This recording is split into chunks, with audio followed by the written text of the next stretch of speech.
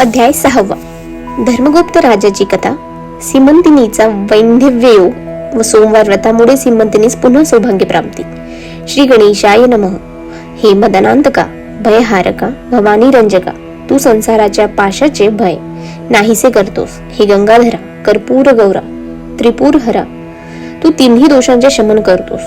तू हिमालयाचा जावई आहेस, गणपतीचा पिता आहेस आणि विष्णूच्या मनाला आनंद देणारा आहेस. हे सुहास्य वदना, नंदी वहना, दानव दमना, तू अंधक आणि गजासूर यांचा नाश केलास. दक्षाचा यज्ञ उद्ध्वस्त केलास. तू दयेचा निधी आहेस. असंख्य भक्तांना तू प्रिय आहेस. रामाला तू पूज्य वाटतोस. तुझे गुण वर्णन करण्यास सहस्त्र तोंडांचे शेषही समर्थ नाही. तू नित्य शांत, निर्विकल्य, पूर्ण विरक्ता व आशापाश रहित आहेस. तू भक्तांचे कल्याण करतोस, त्यांना जन्म मरणातून सोडवितोस. जे आपल्या कामना पूर्ण करण्यासाठी तुझी भक्ती करतात त्यांच्या कामना तू पुरवितोस व त्यांचे मन आपल्याकडे ओढून घेऊन हळूहळू त्यांना विरक्त करतोस व अंती स्वतः जवळ त्यांना स्थान देतोस. सोमवार, शिवरात्र व प्रदोष हे व्रते आचरण करणारे असंख्य स्त्री पुरुष तरुण गेले या विषयी सूत, शौनक इत्यादी ऋषीस कथा सांगत होते. सूत म्हणाला, पवित्र अशा आर्यवर्त देशात हरिश्चंद्र, नल इत्यादी पुण्यशील राजाप्रमाणे चित्रवर्मा नावाचा राजा राज्य करीत होता. तो जनकाप्रमाणे प्रजेचे पालन करीत असे. भागीरथ प्रमाणे प्रयत्नशील होता. मारुतीप्रमाणे बलवान होता. परशुरामाप्रमाणे पराक्रमी होता आणि बलिराजाप्रमाणे उदार होता. तो विष्णूचा आणि शिवाची भक्ती करण्यात तत्पर होता. त्याला अनेक पुत्र होते पण कन्या नव्हती.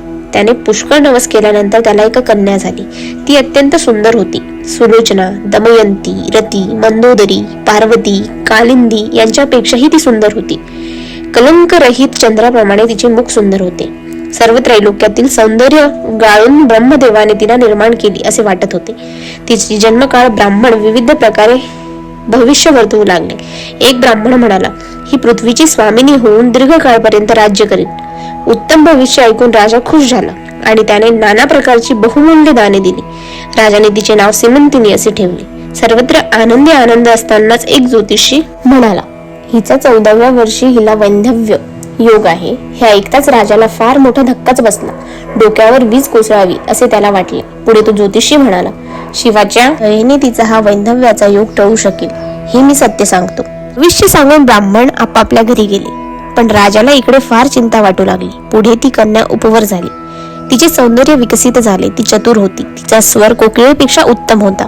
तिच्या अंगाला असा सुगंध येत असे की कस्तुरी मृग लाजेने अरण्यात पळून जात असत. सुंदर मुखाने ती चंद्राला, कृषक कटिकेने सिंहाला, उत्तम चालण्याने हंसाला व गजाला, कोरड्या केसांनी भ्रमराला, डोळ्यांनी कमळ, मृग, मीन यांना लज्जित करीत असे. तिच्या वेणीचा आकार पाहून भुंगे त्यांच्यात विवरात पळून जात असत. तिचे नाक पाहण्यात पोपटाला लज्जा वाटत असे. तिचा अधरोष्ट पाहून निंबफळे आणि दात पाहून डाळिंबाचे दाणे लाजत असत. ती उपवर झाली असता आपल्या सख्यांकडून तिला असे कळले की आपल्याला 14व्या वर्षी वैंधव्य योग आहे. ते कळून तिला फार वाईट वाटले.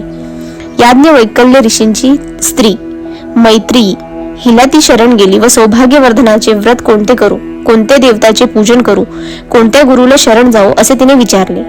मैत्रिणीने तिला सोमवारचे व्रत सांगितले. पंचाक्षर मंत्र दिला. पूजेचे मंत्र सांगितले. रात्र पडल्यावर शंकराची पूजा करावी असे सांगून ती पुढे म्हणाली, तुला कितीही दुःख प्राप्त झाले तरी तू हे व्रत सोडू नकोस. पुष्कळ ब्राह्मण दाम्पत्यांना भोजन घाल. तसेच मनात हे व्रत किती कठीण आहे म्हणून उद्वेग करू नकोस. सीमंतिनी त्याप्रमाणे व्रत करू लागली. तिने 8 दिवसात 1100 ब्राह्मण दाम्पत्ये वस्त्रालयकारणी व भोजन देऊन संतुष्ट केली.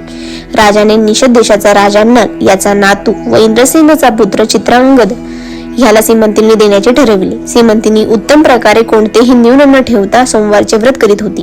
तिची रत्नखचित शिव मंदिरे बांधून घेतली होती. शिवपूजेची थोरवी अशी आहे की शंकराला अभिषेक केल्याने पापे नष्ट होतात. पूजा केल्यास साम्राज्य मिळते. गंधाक्षता व माळ अर्पण केल्यास नवऱ्याचे आयुष्य वाढते. धूप जाळल्यास आपले अंग सुगंधित होते.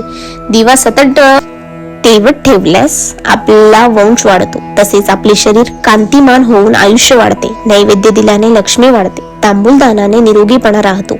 प्रदक्षिणा केल्याने बुद्धीचा भ्रमिष्टपणा नाहीसा होतो. जपाने महासिद्धी मिळतात. होम हवन केल्याने धनकोश वाढतो, शंकराचे कीर्तन केल्याने शंकर पुढे उभा राहून दर्शन देतो, तसेच शंकराचे ध्यान केल्यास महाज्ञान प्राप्त होते, श्रवणाने आधिव्याधी नष्ट होतात, शंकरापुढे नृत्य केल्यास मुक्ती मिळते, शिवा प्रत्यर्थ सुस्वर वाद्य वाजविल्यास आपला कंठ सुस्वर होतो आणि आपल्याला कीर्ती मिळते, तसेच शंकरा प्रत्यर्थ रत्नदान केल्याने नेत्र तेजस्वी होतात आणि सर्व अलंकार शंकराला अर्पण केल्यास आपला सर्वत्र विजय होतो आणि ब्राह्मण भोजन घातल्यास वरील सर्व फळे प्राप्त होतात. राजाने चित्रांगदाला बोलावून मोठ्या थाटाने 4 दिवस मोठा सोहळा करून सीमंतिनीचा विवाह त्याच्या बरोबर करून दिला. राजाने त्यावेळी एवढी दाने दिली की याचक ती दाने नेता नेता कंटाळले. सर्वत्र पुरे हो अशीच बोलणी ऐकून येत होती. राजाच्या औंदार्य रूपी अग्नीने लोकांचे दारिद्र्य रूपी वन जाळून टाकले. त्याने दिलेल्या धनरूपी मेघांचा वर्षाव होऊन दारिद्र्य रूपी धुरळा खाली बसला आणि याचकांची तृप्ती होऊन तृणांकुर तरारून वाढले. असो, विवाह सोहळा झाल्यावर चित्रांगद आपल्या राज्यात गेला व पुन्हा चित्रवर्माने दसऱ्याला व दिवाळीला म्हणून त्या दोघांना बोलावून घेतले व पुष्कळ दिवस ठेवून घेतले. दोन्ही राज्यातील प्रजाजन त्या जोडप्यांचे सौंदर्य पाहून आनंदित होत असत. एकदा चित्रांगद शिकारीला निघाला. बरोबर पुष्कळ नोकर व सैन्यही होते. शिकार करता करता तो दमला.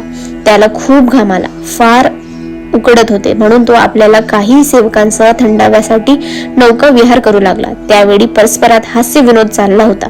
यमुनेचे पाणी काळे व भयानक दिसत होते. तेव्हा अचानक मोठा वारा सुटून नौका हेलकावे खाऊ लागली. लोक ओरडू लागले. सर्वत्र नौकेत धावपळ झाली आणि ती उलटून सर्वजण नदीत पडले.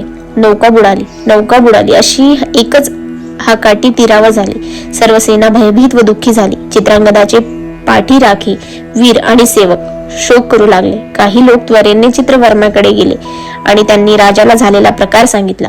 राजा राणी व सीमंतिनी वेगाने यमुनेच्या तीरावर पोहोचली. सर्वजण जमिनीवर लोळत रडू लागले. सीमंतिनी जमिनीवर पडली. तिचे आई वडील सांत्वन करू लागले. सर्वजण दुःखाच्या सागरात जणू काही बुडून गेले होते. सीमंतिनीचा शोक ऐकून सर्व सृष्टी शोकमग्न झाली. पृथ्वी डळमळू लागली. समुद्राचे पाणी उष्ण झाले. पशुपक्षी वृक्षवेली यांनाही दुःख झाले.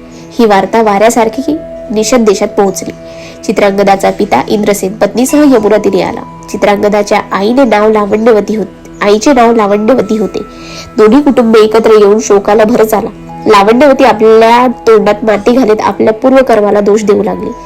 ही कालिंदी माझ्या बाळाची काळ झाली. तिने माझा एकुलता एक बाळ हिरावून दिला. माझा राजहंस मला कोणीतरी दाखवा हो. माझे पाळस कोणी नेले? मी पूर्वी कोणते पाप केले? सोमवार अन्न घेतले का? शिवरात्री उपास मोडला का? शिव आणि विष्णू यात भेद केला का? कीर्तनात विघ्न आणले का? पंक्ती भेद केला का? साधूंची निंदा केली का? परधनाची अभिलाषा केली काय?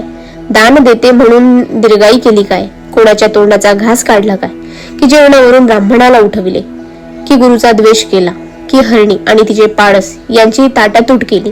की परिवाजकांची निंदा केली? अशा तऱ्हेने ती स्वतःला अनेक प्रकारचे दूषणे लावून घेऊ लागली. प्रधानजी आणि परिवारातल्या लोकांनी चित्रवर्मा सीमंतिनी यांना पुन्हा नगरात नेले व इकडे इंद्रसेन व लावण्यवती दुःख करीत निषद देशाकडे गेली.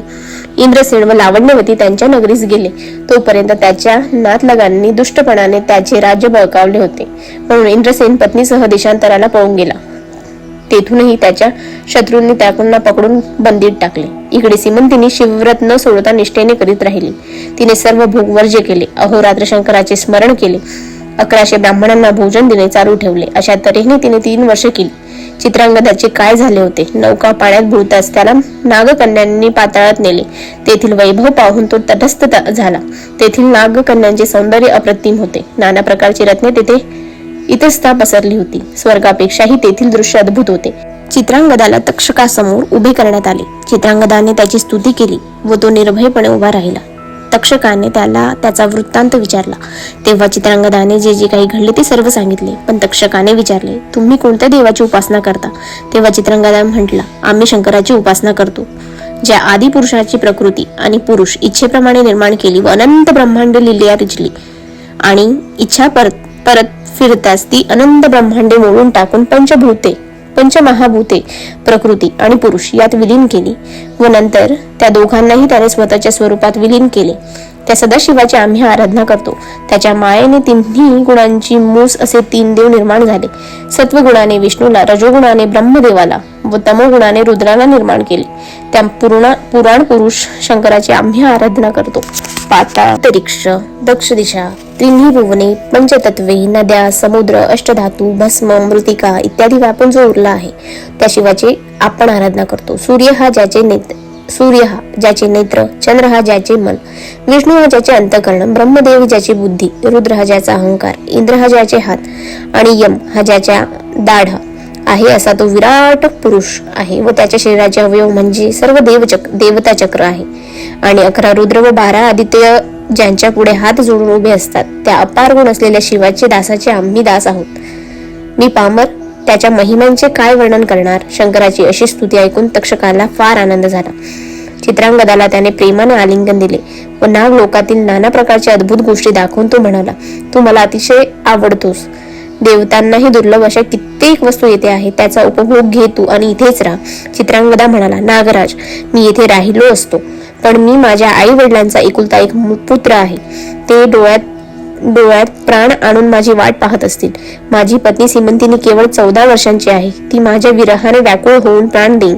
मी माझ्या आई वडिलांना केव्हा पाहीन असे मला झाले आहे. माझी आई माझ्या वाटेकडे डोळे लावून बसलेली असेल. माझ्या वियोगाने ती मरण पावली तर नसेल ना. तक्षक राज, मजवर कृपा करा आणि मला पुन्हा माझ्या घरी पोहोचवण्याची व्यवस्था करा. त्याचे तळमळीचे बोलणे ऐकून तक्षक प्रसन्न झाला आणि त्याने चित्रांगदाला देण्यासाठी अनेक वस्तू जमावल्या. त्यात भूमंडळावरली जी दुर्लभ आहेत अशी अनेक रत्ने होती, अनेक दिव्य वस्त्रे आणि अलंकार होती आणि चिंतामणीही होता. सर्व वस्तू एक मोठे गाठोडे बांधून ते त्याने राक्षसाच्या डोक्यावर दिले आणि चित्रांगदाला 12,000 हत्तींचे बळ देऊन म्हटले, तू जेव्हा माझे स्मरण करशील तेव्हा मी तुझ्या पाठीशी रक्षणासाठी उभा राहीन. चित्रांगदाला बसण्यासाठी एक वेगवान घोडा त्याने दिला व एक ज्येष्ठ सर्प भेटीच्या वस्तूसह पाण्यातून वर यमुनेच्या तीरावर पाठवले. एवढ्या घटना घडेपर्यंत 3 वर्षे गेली होती. चित्रांगद वर येताच इकडे तिकडे पाहू लागला. त्यावेळी यमुनेच्या तीरावर सीमंतिनी स्नानासाठी आली होती. दोघे एकमेकांकडे पाहत राहिले. दोघांनाही आश्चर्य वाटले, पण ओळखच पटली नाही. चित्रांगद अद्भुत अशी भूषणे घातल्यामुळे वेगळाच दिसत होता. सर्पाच्या मस्तकातील मण्यांची लांब माळ त्याच्या गळ्यात घातली होती. तसेच हत्तीच्या मस्तकातील मण्यांचेही माळा त्याच्या कंठात शोभत होत्या. कमरपट्ट्यावर पांचूचे जडाव काम केलेले होते, त्यामुळे नवीन गवतच तेथे उगवले आहे का असे भासत होते. लाल माणके त्याच्या अलंकारात होती, त्यामुळे ही फळे आहेत की काय असं पोपटांनाही भास झाला असता. त्याचे अप्रतिम सौंदर्य पाहून सीमंतिनी विस्मित झाली आणि तोही तिला पाहत उभा राहिला. तिच्या गळ्यात भूषणे कोणी पण मंगलसूत्र मात्र नव्हते. कपाळी कुंकू नव्हते. डोळ्यात काजळ नव्हते. कांती सुवर्णासारखी होती, पण शरीर कृश होते. तिचे स्वरूप अप्सरेसारखे होते, पण उदासवाण चेहरा ग्रहण काळातील चंद्राप्रमाणे झाकोळलेला दिसत होता. तिच्या जवळ येऊन चित्रांगदाने विचारले, तू कुणाची कोण आहेस? मग सीमंतिनीने आपल्या जन्मापासूनचे वृत्त त्याला सांगितले. बोलता बोलता ती रडू लागली. पुढे तिला बोलविना. तिच्या सख्या तिच्या बरोबर होत्या. त्या चतुर होत्या. त्या म्हणाल्या, महाराज, 3 वर्षे झाली याच ठिकाणी हिचा पती नौका विहार करीत असता यमुनेत बुडाला. हिच्या सासू सासऱ्यांनी शत्रूंनी बंदीत टाकले आहे. या दुर्दैवी सीमंतिनीची अशी कहाणी आहे. ती ऐकता ऐकता चित्रांगद आपल्या मनातील दुःख बाहेर दिसू नये म्हणून खाली पाहू लागला. त्याच्या डोळ्याच्या कळा लाल झाल्या. त्याने वस्त्राने हळूच डोळे पुसले व दुसरीकडे पाहू लागला. सीमंतिनीने आपल्या सख्यांना खणेने सुचवले की या मनुष्याला त्याची माहिती विचारा. तेव्हा सख्यांनी चित्रांगदाला विचारले, महाराज, पण आपण कोण आहात? आपण कुठून आलात? आपलाही वृत्तांत सांगावा. पण चित्रांगदाने प्रसंगावधान राखून आपले खरे नाव सांगितले नाही. तो म्हणाला, आम्ही सिद्ध पुरुष आहोत. आमच्या मनात येईल त्याप्रमाणे आम्ही त्रैलोक्यात कुठेही जाऊ शकतो. आम्हाला भूत, भविष्य, वर्तमान कळते. थोडा वेळ थांबून चित्रांगदाने आपल्या बोलण्याचा सीमंतिनीवर काय परिणाम होतो हे पाहिले. आणि तिच्या जवळ जाऊन तिचा हात हाती घेऊन मधुर शब्दात तो तिला म्हणाला, तू काळजी करू नकोस. तुझा पती जिवंत आहे. मी शंकराची शपथ घेऊन सांगतो, आजपासून 3ऱ्या दिवशी तुझ्या पतीची आणि तुझी भेट घडवीन. पण ही गोष्ट तू कुणालाही कळवू नकोस. माझे बोलणे कल्पताही खोटे ठरणार नाही. आता यापुढे तुला चांगले दिवस येतील. सीमंतिनीने हळूच चोरून त्याच्याकडे पाहिले. तिच्या मनाला एक शंका स्पर्श करू गेली. हा चित्रांगद तर नव्हे, पण असे कसे घडेल? मृत्यू पावलेला परत कसा येईल? मग तिने शंकर पार्वतीचे स्मरण केले आणि ती म्हणाली, हे महिषा, करुणा करा, तुझी लीला अगम्य आहे. हा जर परपुरुष असता तर त्याने माझा हात कसा धरला असता? माझ्या मनात त्याच्याबद्दल स्नेह उत्पन्न झाला आहे. तो माझा परमप्रिय आप्त वाटत आहे. हे खरं चित्रांगद आहे का? हा अमृत पिऊन आला आहे. काळाने गिळलेला पुन्हा सोडून दिला. हे मदन नांतका, स्कंद ताता, तुझे कर्तृत्व मला काहीच कळत नाही. माझी ही शंका जरा खरी करशील तर मी 11 लक्ष ब्राह्मण दाम्पत्यांना भोजन देईन, तितकीच बेलाची पाने व तितक्याच वाती तुला अर्पण करेन. तेवढ्या चित्रांगद तिला म्हणाला, मुली, तू लवकर घरी जा. आम्ही आता तुझ्या सासू सासऱ्यास भेटीत जातो. त्यांचा मुलगा लवकर परत येईल असे त्यांना सांगितले पाहिजे. सीमंतिनी हसली आणि आपल्या घरी जाण्यास निघाली. चित्रांगदही तेथून निषेध देशात निघाला. सीमंतिनीला तिच्या सख्या शपथेवर सांगू लागल्या, तुझाच पती होता हे नक्की? तुझी कथा ऐकून त्याच्या डोळ्यात पाणी उभे राहिले. त्याने तुझा हात धरला, दुसऱ्या कोणी धरला नसता. सीमंतिनी म्हणाली, काही असले तरी तुम्ही 3 दिवस काही बोलू नका. तरी सीमंतिनीच्या समुद्रेवर आनंद दिसू लागला होता. तिचा चेहरा सतेज आणि सौभाग्यवती स्त्रीसारखा दिसू लागला. झालेल्या प्रकाराबद्दल तिने कुठेही वाच्यता केली नाही. तिकडे चित्रांगद वेगवान घोड्यावर बसून स्वतःच्या नगराकडे गेला व नगराबाहेर एका उपवनात उतरला. त्याच्याबरोबर आलेले सर्प राजाने मनुष्याचे रूप घेतले. नगरात जाऊन असे वृत्त पसरवले की चित्रांगद सिद्धी प्राप्त करून 12,000 हत्तींचे बळ मिळवून येत आहे. त्याच्या पुढे तुमचा काय निभाव लागणार? लोक भयभीत झाले. तेव्हा तो म्हणाला, इंद्रसेन व लावण्यवती यांना पुन्हा राज्यावर बसू द्या, म्हणजे सर्वनाश टळेल. नगरामध्ये अशी खळबळ माजून तो सर्पराज गुप्तपणे बंदीखान्यात गेला व राजा त्याने इंद्रसेन व लावण्यवती यांना सारा वृत्तांत सांगितला. तेव्हा त्यांना फार आनंद झाला. तोपर्यंत ज्यांनी राज्य बळकावले होते ते इंद्रसेनला शरण आले आणि त्यांचे राज्य त्यांना देऊन म्हणाले, आता तुम्हीच आमचे रक्षण करा. आमची फार मोठी चूक झाली. आलेल्या ब्राह्मणांना बरोबर घेऊन व मोठा लवाजमा बरोबर घेऊन इंद्रसेन लावण्यवतीसह उपवनात मुलाला भेटण्यास गेला. आई वडिलांना पाहता चित्रांगद धावतच जाऊन त्यांच्या पायावर पडला. लावण्यवती धावत पुढे गेली आणि तिने मुलाला मिठी मारली आणि ती आनंदाने रडू लागली. जणू 14 वर्षानंतर रामचंद्र अयोध्येत येऊन कौशल्येला भेटत होता. जणू जन्मांधाला नेत्र आले होते की एखाद्याला प्राण जात असता त्याच्या मुखात अमृत पडावे असे झाले होते. हनुमंताने द्रोणाचल आणून लक्ष्मणाला उठविले. त्यावेळी जसा आनंद झाला होता तसा सर्वत्र आनंदी आनंद झाला. माता पितांबरोबर चित्रांगद जेव्हा नगरात शिरला तेव्हा सर्व नगर शृंगारले होते आणि चित्रांगद पुन्हा आल्याची वार्ता चित्रवर्मा राजास सांगण्यासाठी इंद्रसेनाने कित्येक सेवक आर्यवर्त देशात पाठवले. नगराच्या महाद्वारात येताच त्यांनी सर्वांना सुवार्ता सांगितली. महाराज उठा, आनंदाची वार्ता आहे. तुमचे जामात जिवंत होऊन परत येत आहेत. कोठे कोठे असे म्हणत राजा धावत बाहेर निघाला. तेव्हा सेवकांनी त्याला सांगितले, चित्रांगद निषद देशात गेला असून त्याने आपल्या आईवडिलांची बंदीतून सोडविले आहे. लवकरच चित्रांगद येथे येईल असा संदेश इंद्रसेनाच्या दूतांनी आणला होता. राजाने सुवार्ता सांगणाऱ्या सर्वात सुवर्ण आदी दाने दिली. सीमंतिनीला बोलावून तिला पुन्हा सौभाग्य लेविली. राजाने व राणीने सीमंतिनीची व तिच्या निष्ठेने व्रताचे कौतुक केले. नंतर चित्रांगद आपल्या माता पितरांसमवेत आर्यवर्तास आला. चित्रवर्माने त्याला मिरवत राजवाड्यात नेले आणि विधीपूर्वक सीमंतिनीचा व त्याचा पुन्हा विवाह लावला. त्यानंतर चित्रांगदाने पाताळातून आणलेल्या अलंकारांनी सीमंतिनीला विभूषित केले. कित्येक अद्भुत वस्तू त्यांनी आपल्या सासऱ्याला दिल्या. नंतर सोहळा पूर्ण झाल्यावर चित्रांगद निषद देशात परत गेला. तेथे इंद्रसेन त्याच्यावर राज्यकारभार सोपवून शंकराची आराधना करण्यास अरण्यात निघून गेला. सीमंतिनी चित्रांगदा इतकेच पराक्रमी असे 8 पुत्र झाले. चित्रांगदाने सीमंतिनीसह शिवव्रताचे आचरण करीत दीर्घकाळ राज्य केले व पुण्यश्लोक राजा म्हणून ख्याती मिळवली. सूत शौनकादिका सांगत होता, हे आख्यान स्त्रियांना सौभाग्यवर्धक आहे. हे आख्यान हरवलेला पती परत आणणारे आहे. विधवांनी शिवव्रत आणि सोमवार केल्यास व हे आख्यान ऐकल्यास पुढील जन्मी त्यांना वैधव्य येणार नाही. हे आख्यान श्रवण पठन केल्यास गेलेला पुत्र परत येईल. आयुष्य, ऐश्वर्य, विद्या, धन यांची प्राप्ती होईल. गंडांतळे टळतील. शत्रूंचा पराभव होईल. हे आख्यान म्हणजेच प्रयाग आहे. भक्तिरूपी महिन्यात येथे स्नान केल्यास त्रिविध दोष जळून जाऊन शिवपद मिळेल. किंवा हे आख्यान म्हणजे अमृत असून सज्जन रूपी देव ते प्राशन करतात, पण दुर्जन रूपी राक्षस अहंकार रूपी मध्येच पसंत करतात. श्रीधरांच्या अंतःकरणातील शंकराची भक्ती व ब्रह्मानंद, अभंग, अक्षय, अभेद, अचल व अढळ राहो, हीच त्यांच्या गुरुचरणी प्रार्थना. अध्याय 6 समाप्त. श्री शंकरार्पणमस्तु.